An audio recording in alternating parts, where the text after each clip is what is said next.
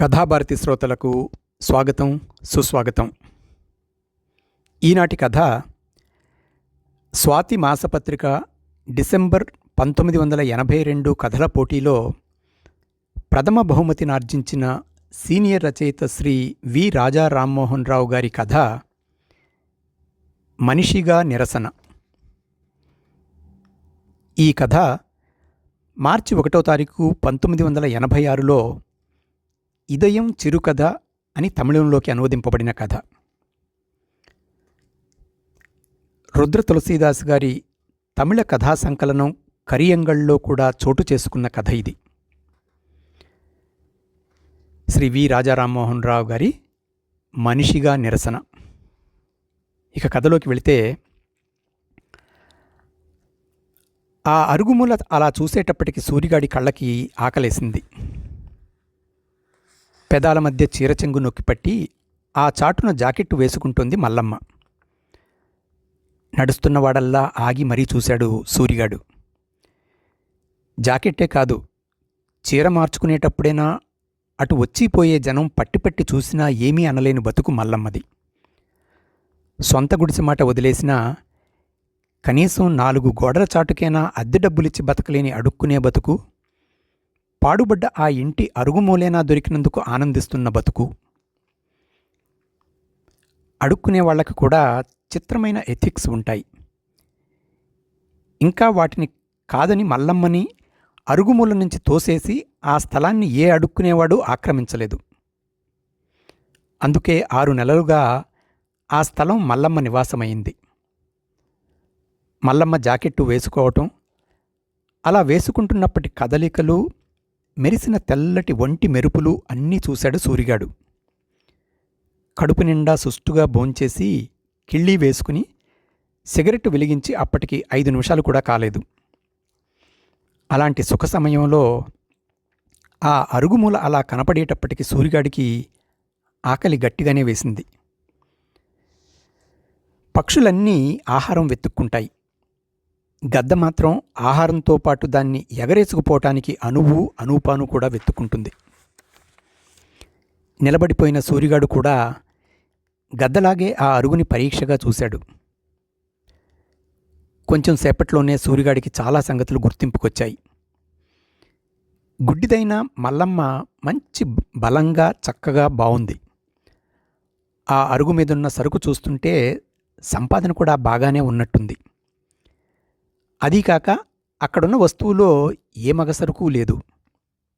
అందువల్ల మరే మగాడి తోడు లేనట్టుగానే ఉంది. విషయమంతా వీలుగానే కనపడటంతో కొంచెం హుషారొచ్చింది సూరిగాడికి. ఆ హుషారులోనే ఒక్క క్షణం సూరిగాడి చూపు ఆ అరుగుమీంచి మళ్ళింది. సూరిగాడు తిరిగి అరుగువైపు చూసేటప్పటికి పొట్టిగా నల్లగా చింతపిక్కలా ఉన్న కుర్రాడు మల్లమ్మతో ఏదో చెబుతుండటం కనపడింది. అమ్మా, ఆడెవడో నిలబడి సూటిగా నీవైపే చూస్తున్నాడే అన్నాడు నాగేశు మల్లమ్మతో. పోనీలేరా, చూసి ఆడేపోతాడు అంది మల్లమ్మ. మాటలు వినపడకపోయినా ఆ కుర్రాడు తన వైపే చూసి మాట్లాడటం వల్ల విషయం తన గురించే అయి ఉంటుందనిపించింది సూరిగాడికి. ఇంకా ఆలస్యం చేయకూడదనుకున్నాడు. తిన్నగా అరుగువైపు నడిచాడు. అమ్మా, ఇటే వస్తున్నాడే అన్నాడు నాగేష్. ఈడెవడో ఎందుకొస్తున్నాడో అని కొంచెం కలవరపడినా కదలకుండా మెదలకుండా అలాగే కూర్చుంది మల్లమ్మ.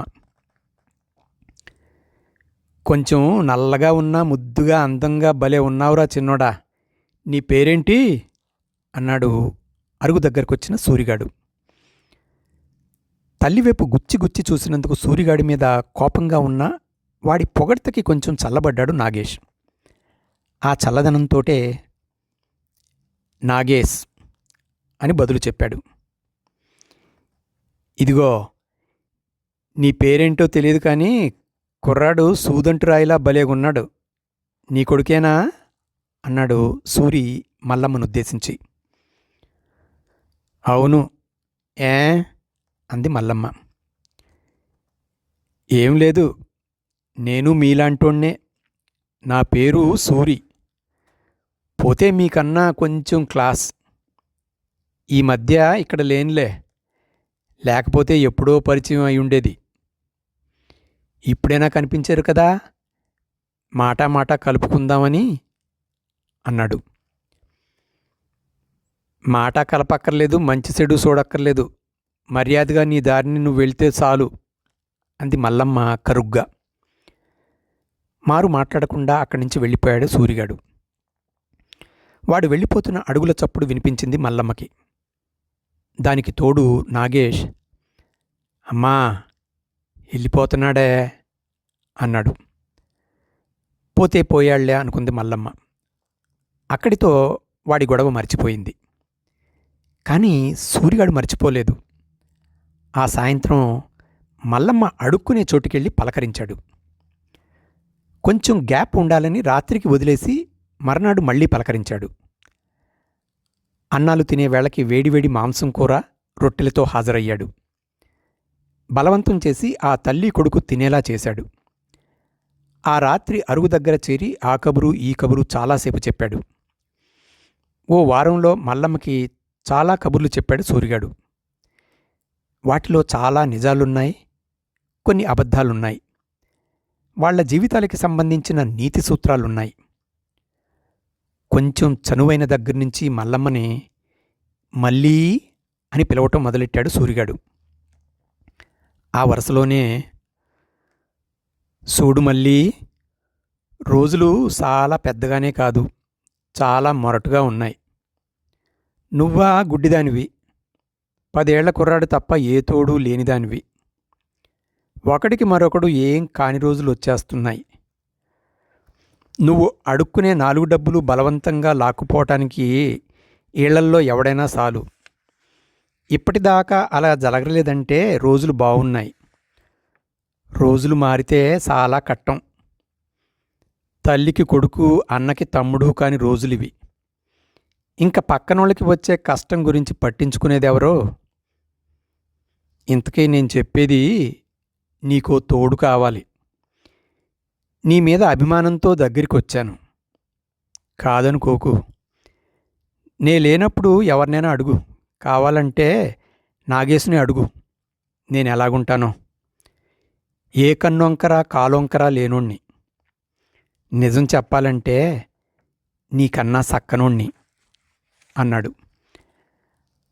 ఆ మాటలకి మల్లమ్మ మెత్తబడింది. కానీ ఏం బదులు చెప్పలేదు. అప్పుడు సూరిగాడు, మళ్ళీ ఈ మాట జాగ్రత్తగా ఇను. ఈ రోజుల్లో ఒక్కటే బంధుత్వం ఇంకా చెడిపోకుండా మిగిలింది, ఒళ్ళు ఒళ్ళు కలిసే బంధం. దాని పవర్ మాత్రం దానిదే. అందుకే ఇంతగా అడుగుతున్నా. ఇంకా నీకిట్టం లేదంటే చెప్పేయి, మళ్ళీ నీ దగ్గరికి రమ్మన్నా రాను అన్నాడు. వారం రోజులు టైము, సూరిగాడి మాటలు, వాటి వెనక మల్లమ్మ గుడ్డి బతుకు బెరుకు, అవసరం, మొత్తానికి సూరిగాడికి లొంగిపోయింది మల్లమ్మ. మరో వారం గడిచింది.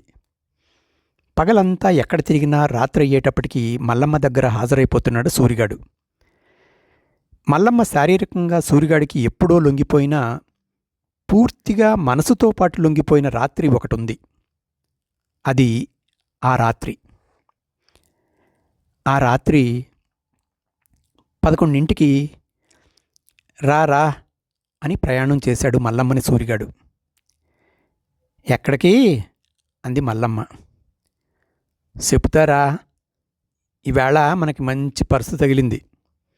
ఈవేళ అంతా మన ఇద్దరికీ హుషారే అన్నాడు. జేబులు కొట్టడం, చిల్లర మల్లర దొంగతనాలు చేయటం సూరిగాడి వృత్తని అప్పటికే తెలిసిపోయింది మల్లమ్మకి. ఇంత రాత్రి ప్రయాణం కట్టావు, మరి నాగేశో అంది మల్లమ్మ. ఆడు పడుకునుంటాళ్లే, మనోళ్ళకి ఎవరికైనా చెప్పి వెళ్దాం చూస్తుండమని అన్నాడు. సెకండ్ హ్యాండ్ బజార్లో కొనుక్కొచ్చిన కొత్త చీర కట్టించాడు మల్లమ్మ చేత. అలాగే కొత్త జాకెట్ తొడిగించాడు. అంతకుముందే ఓ చీప్ లాడ్జ్లో రూమ్ కుదుర్చుకొచ్చాడు. ఆ రాత్రి ఒంటి మీద చిరుగుల్లేని చీర, జాకెట్టు, లాడ్జి రూము, 4 గోడల చాటు, మంచం చప్పుడు, పరుపు దిండు మెత్తదనం, అంతా అనూహ్యమైన కొత్త అనుభవం మల్లమ్మకి. గుడ్డి కళ్ళతో, నిరుపయోగమైన కనురెప్పలతో ఆ రాత్రిలోని ప్రతి నిమిషాన్ని అందమైన కలలా అనుభవిస్తూ గడిపింది మల్లమ్మ. సూరిగాడు కూడా తన నేర్పుని, ఓర్పుని, అనుభవాన్ని రంగరించి మల్లమ్మని ఎంతగా బులిపించి మురిపించాలో అంతగానూ మురిపించాడు. మల్లమ్మకి కళ్ళు లేవని, చూడలేదని బాగా గుర్తుపెట్టుకున్నాడు సూరిగాడు. అందుకే ప్రతి అనుభవాన్ని మాటల్లోకి మార్చి చక్కటి ధ్వనిని తనలోంచి మల్లమ్మకి సరఫరా చేశాడు. అంతవరకు చీకటి కూడు తిన్నట్లున్న అనుభవం ఆ రాత్రి వెన్నెల భోజనంలా ఉంది ఇద్దరికీ. అంత అపురూపమైంది కాకపోయినా వాళ్ల బతుకులకి అందుబాటులో లేని 4 గోడల చాటు చిన్న సైజు స్వర్గంలా ఉంది. అంతే, ఆ రాత్రి తెల్లారేటప్పటికీ మల్లమ్మ మనసు పూర్తిగా మారిపోయింది. నిస్సందేహంగా సూరిగాడు తనకి దొరికిన నిధి అనుకుంది. వాడే కనుక తన జీవితంలోకి రాకపోతే ఎంతటి స్వర్గం చేయి జారిపోయి ఉండేదో అనిపించింది. ఏదో పుణ్యం వల్ల అయాచితంగా తనకి లభించిన దేవుడు సూరిగాడనుకుంది. ఒంటి సుఖం ఒక్కటే కాదు మల్లమ్మ మనసుని అలా మార్చింది. ఏమాత్రం ఆదరణ, ఆప్యాయత ఎరగని ఆమె గుడ్డి జీవితం. దానికి తోడు సూరిగాడు లాలించాడు, బుజ్జగించాడు, మురిపించాడు. అంతకుముందు ఎవరూ మల్లమ్మకి అటువంటి అనుభవం, తృప్తి ఇవ్వలేదు సరిగదా. భయంకరమైన నరకాన్ని ఇచ్చారు. వయసు వచ్చి రాగానే ఎవరో ఏమిటో తెలియని మనిషి ఓ రాత్రి బలవంతంగా ఆడదాన్ని చేశాడు. అలాగే మరొకడు తల్లిని చేశాడు. అలాంటి అనుభవాల నుంచి పిచ్చి కుక్కల్లాంటి మగాళ్ల నుంచి తప్పించుకోవటమే బతుకైపోయింది. అలాంటి బతుకులో, చీకట్లో సూరిగాడు ఆ రాత్రి వెలుగు వర్షం కురిపించాడు. ఆ వర్షంలో ఓ ఆడది, ఆర్ద్రత, వయస్సు ఉన్న ఆడది, అందులో గుడ్డిది. ఒదిగిపోవటం, పూర్తిగా లొంగిపోవటం చిత్రమేం కాదు. మర్నాడు అరుగు చేరుకున్నాక, సూరిగాడు వెళ్ళిపోయాక గత 15 రోజులుగా ఎప్పుడూ అడగంది మల్లమ్మ నాగేశుని, ఒరే సూరి ఎలాగుంటాడ్రా చూడటానికి అని అడిగింది. మల్లమ్మే కాదు, సూరిగాడికి నాగేశు లొంగిపోయాడు ఎప్పుడో.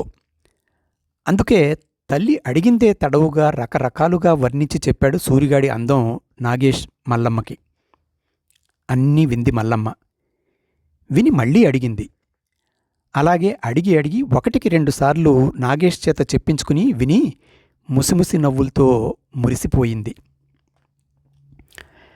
ఏ రకమైన తేడా లేకుండా మారిపోయింది సూరిగాడి విషయంలో మల్లమ్మ. తనకి సర్వస్వం వాడే అనుకునే స్థాయికి వచ్చేసింది.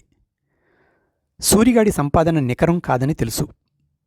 అందుకే తను అడుక్కొచ్చిన డబ్బుతో వాడికి తిండి తిప్పలు చూడటం ఏమాత్రం ఇబ్బంది అనుకోలేదు మల్లమ్మ. రోజులు సాఫీగా, కులాసాగా గడుస్తున్నాయి. అప్పుడప్పుడు చేతివాటం ఫలించినప్పుడు అదనపు హుషారు సమకూరుస్తున్నాడు సూరిగాడు. ఓ రోజు అలా హుషారుగా కబుర్లు చెప్పుకుంటున్నప్పుడే మల్లమ్మని అడిగాడు సూరిగాడు, ఏం మళ్ళీ నాగేష్ని ఏం చేద్దాం అనుకుంటున్నావు అని. ఏం చేయటమేంటి అంది మళ్ళీ. అదే వాడి ముందు బతుకు గురించి. ఏముంది, నేనేం చేయగలను చెప్పు. ఇలాగే నలుగురిని 4 డబ్బులు అడుక్కుని బతకమని వదిలేయటం తప్ప అంది మల్లమ్మ కొంచెం దిగులుగా. ఏడిసినట్టుంది. ఎప్పటికీ ఆడి బతుకు ఇలాగే గడిచిపోద్దనుకుంటున్నా అమ్మవేమో. అది కళ్ళ. ఇప్పుడంటే పసోడు ముద్దుగా ఉన్నాడు. జాలేసి అందరూ ధర్మం చేస్తున్నారు. ఆడు పెద్ద అయితే లావుగా పోతులా అంతాడు. ఎవడూ పైసా ధర్మం చెయ్యరు. ఇదే వయసు. ఆణ్ణి నాకు వదిలేయి, నా బిజినెస్లో పెట్టేత్తా అన్నాడు సూరిగాడు. మల్లమ్మ సంపాదన ఉపయోగపడుతున్నాయి. ఇంకా నాగేష్ మాత్రం తనకెందుకు ఉపయోగపడకూడదన్న లెవెల్కి చేరాయి సూరిగాడి ఆలోచనలు. ఏంటి దొంగ బతుక, వద్దొద్దు, పోలీసులు జైళ్ళు భయం, ఆ బతుకొద్దు, ఆడినిలాగే అడుక్కుని బతకని అంది మల్లమ్మ. ఏమవుద్ది, పోలీసులు జైళ్ళు అయితే ఏంటి, మేమందరం బతకటంలా, పైగా కులాసాగా బతుకుతున్నాం. ఎక్కడేసిన గొంగళి అక్కడే అన్నట్టు ఈ అడుక్కునే బతుక్కన్నా అదెంతో నయం. బతుక్కి కులాసా హుషారు ఉంటుంది. అయినా వెనక నేను లేను, ఆడికి ఏదైనా అయితే కాసుకోను అన్నాడు. వెంటనే ఒప్పుకోకపోయినా మల్లమ్మ మరి కాసేపటికి ఒప్పుకుంది. ఎప్పుడో లొంగిపోయిన మల్లమ్మని ఈ విషయంలోనూ లొంగదీశాడు సూరిగాడు. సూరిగాడు చెప్పినట్టు వింటే కొడుకు బతుకు కులాసాగా గడుస్తుందన్న ఆశతో ఒప్పుకుంది మల్లమ్మ తల్లి మనసు. ఏ గొడవ జరిగినా, పోలీసులు పట్టుకున్నా తను అడ్డు నిలబడతానని సూరిగాడు అభయం ఇచ్చాకే ఒప్పుకుంది. సూరిగాడి పరిచయం వల్ల, చుట్టూ ఒకణ్ణొకడు దోచుకు తినే జీవితం వల్ల దొంగతనం తప్పన్న అభిప్రాయం అంతకుముందే తుడిచిపెట్టుకుపోయింది మల్లమ్మలో. మల్లమ్మ ఒప్పుకున్నాక నాగేష్కి ట్రైనింగ్ ఇవ్వటం మొదలెట్టాడు సూరిగాడు. ఇది ఇలా, అది అలారా శిష్య అని తర్ఫీదిచ్చాడు. అనుమానం రాకుండా స్కూల్ కుర్రాళ్లా కనిపించడానికి కాకీ నిక్కరు, కాకీ చొక్కా కుట్టించాడు నాగేష్కి. నాగేష్ ఓ పెద్ద మనిషి పర్సు కొట్టేసి మొదటి దొంగతనం చేసిన రోజు మల్లమ్మ, సూరిగాడు, నాగేష్ పెద్ద విజయంలా పండగ చేసుకున్నారు. జీవితం మరింత కులాసాగా మారింది. సూరిగాడో నాగేషో ఏదో ఒకటి కొట్టుకొచ్చిన రోజు మరింత హుషారుగా ఉంటుంది. బతుక్కి అంతకన్నా ఇంకేం అక్కర్లేదనుకుంది మల్లమ్మ. కానీ సూరిగాడు మాత్రం అలా అనుకోలేదు. వాడికి ఆకలి వేస్తూనే ఉంది. ఎక్కడెక్కడో ఎవరో కనపడుతూనే ఉన్నారు. స్థిరంగా ఉండకుండా ఎగరటానికి అలవాటు పడ్డ బతుకు మళ్ళీ ఓ ఎగురు ఎగరాలని ఉంది. ఆ అరుగు, గుడ్డి మల్లమ్మ ఒళ్ళు పాతగా అనిపిస్తున్నాయి. అలాంటి సమయంలో వాడి గద్ద కళ్ళకి ఓ ఆశ కనపడింది. నెమ్మదిగా పథకం వేశాడు. బజారు మొదట్లో కొత్తగా వెలిసిన ఓ జనరల్ స్టోర్ ఉంది. షోకేసులు, అద్దాలు మంచి హంగుగా పెట్టారు. గల్లా పెట్టి కూడా పాత కొట్లలా కాకుండా షాపు లోపలికి వెళ్లే చోటే క్యాష్ కౌంటర్ కట్టించాడు. కౌంటర్ లోపలికి వైపు వెళ్లాలంటే చిన్న చెక్క తలుపు పైకెత్తుకుని వెళ్ళాలి. షాపు ఎప్పుడూ రద్దీగా ఉంటుంది. సాయంత్రం పూట మరీను. అదీగాక షాపతనికి వచ్చిన పెద్ద నోట్లని ఎప్పటికప్పుడు బొత్తిలా పెట్టి క్లిప్పులో పెట్టడం అలవాటు. ఒక్కసారి ఆ కట్ట చేతికి అందితే 5-6 వేలకి తక్కువ ఉండదు. ఇవన్నీ పరికించి ప్లాన్ వేశాడు సూరిగాడు. మంచి రద్దీ టైంలో నాగేష్ తను షాపులోకి వెడతారు. ఎవరూ చూడని సమయంలో క్యాష్ కౌంటర్ చెక్క కిందకి దూరిపోతాడు నాగేష్. వాడికి అడ్డుగా తను నిలబడటం, అదను చూసి కాలితో వాణ్ణి అదలించగానే వాడు అలాగే కూర్చుని క్యాష్ డ్రాయర్లోకి చేయి చాచి క్లిప్ అందుకోవటం. అంతే, డబ్బు తమ సొంతం.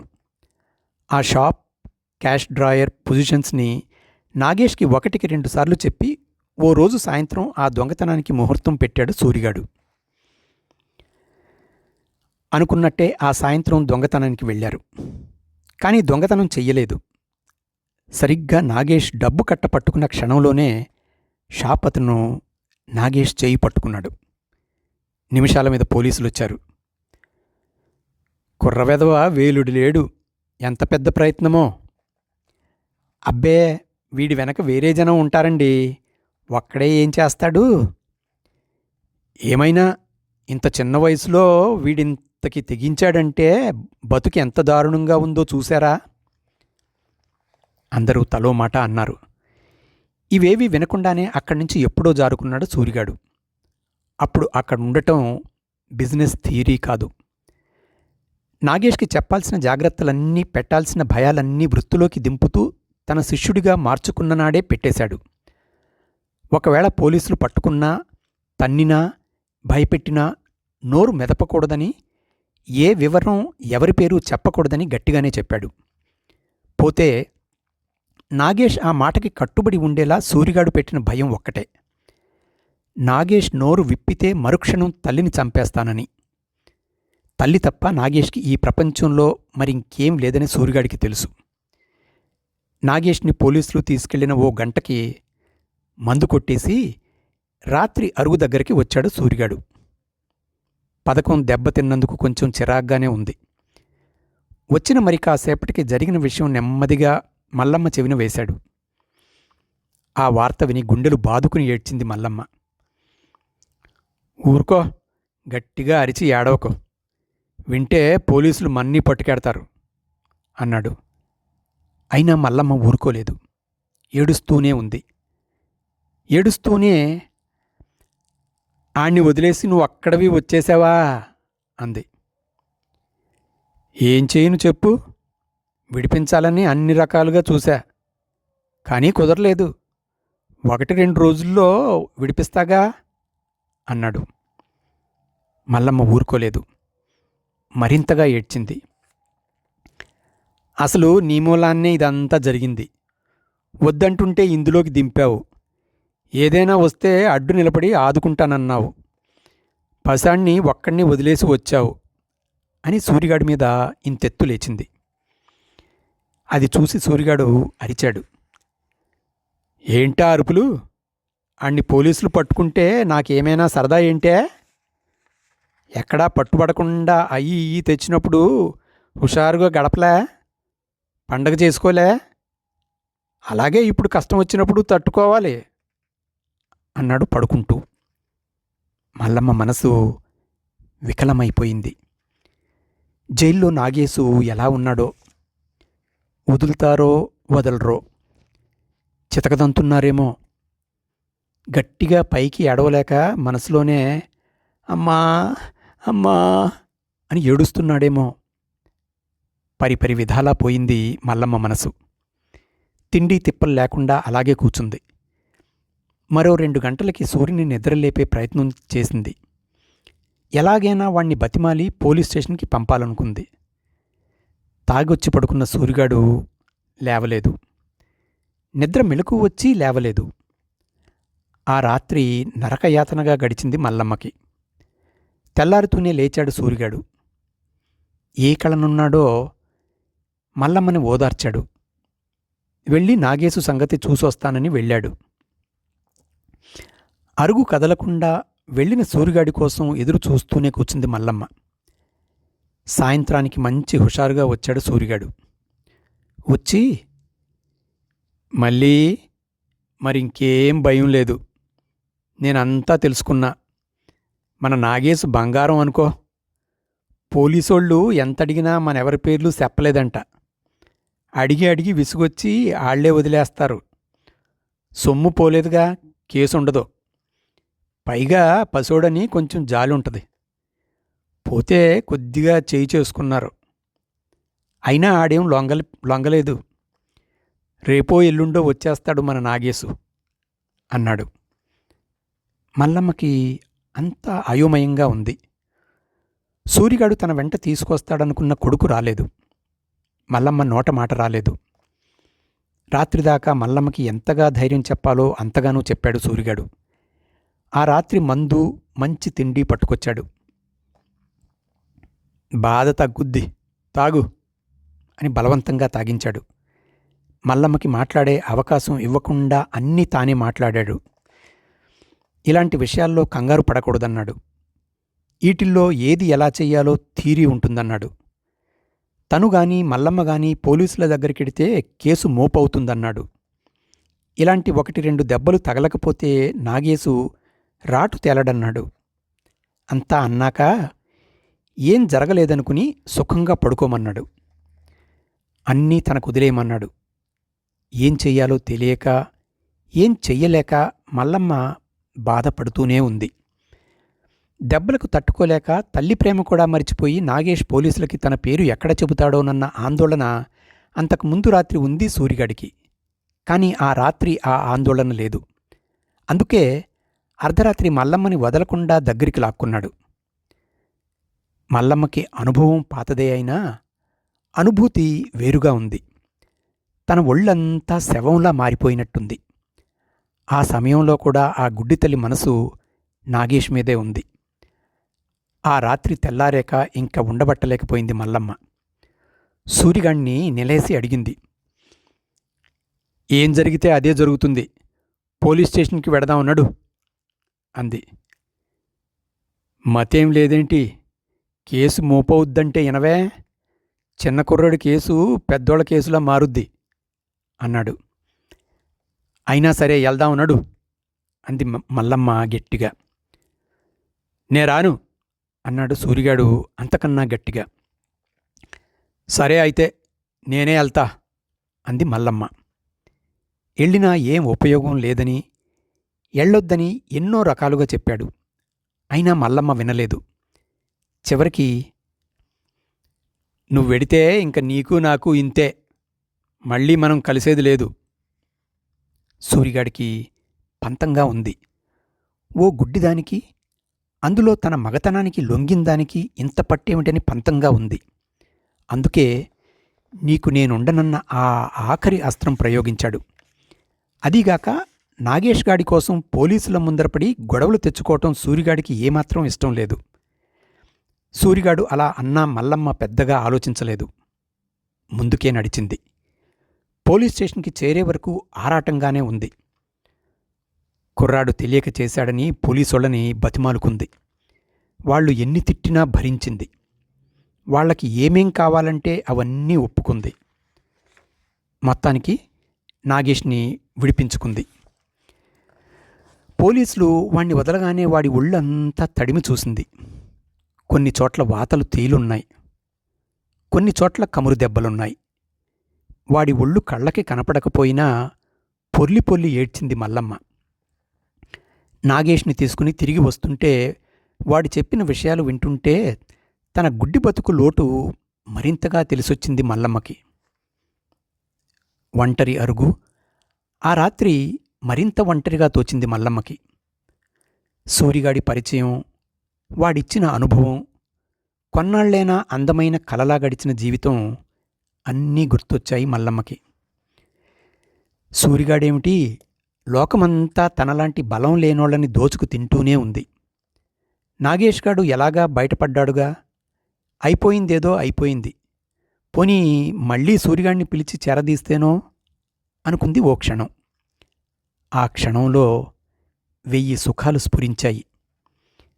అదే క్షణంలో పక్కన తన చేతిలోనే ఉన్న నాగేష్ చెయ్యి స్పర్శ స్ఫురించింది. ఛీ, మళ్ళీ తను సూరిగాడిని పిలవటమా అనుకుంది మల్లమ్మ వెంటనే. 2 నెలలు కూడబెట్టుకున్న డబ్బు, తన సుఖం, తన శరీరం అన్నింటినీ పణంగా పెట్టినా పక్కన కొడుకు చేరువని సాధించుకున్నందుకు చిత్రమైన గర్వం అనిపించింది మల్లమ్మకి. అదండి స్వాతి మాసపత్రిక డిసెంబర్ 1982 కథల పోటీలో ప్రథమ బహుమతి పొందిన సీనియర్ రచయిత శ్రీ వి రాజా రామ్మోహన్ రావు గారి కథ మనిషిగా నిరసన. ఈ కథ మార్చి 1వ తారీఖు 1986లో ఇదయం చిరుకథ అని తమిళంలోకి అనువదింపబడిన కథ. రుద్ర తులసీదాస్ గారి తమిళ కథా సంకలనం కరియంగళ్ళలో చోటు చేసుకున్న కథ. బహుమతినార్జించిన కథా రచయిత శ్రీ వి రాజా రామ్మోహన్ రావు గారికి కథాభారతి శ్రోతల తరపున అభినందనలు తెలుపుతూ ఈ కథను ఆడియోగా చేయడం అనుమతించిన వారికి కృతజ్ఞతలు తెలుపుకుంటూ సెలవు తీసుకుంటున్నాను. మళ్ళీ వచ్చే వారం ఇంకో కథతో కలుద్దాం. అంతవరకు సెలవు. సర్వే జనా సుఖినో భవంతు.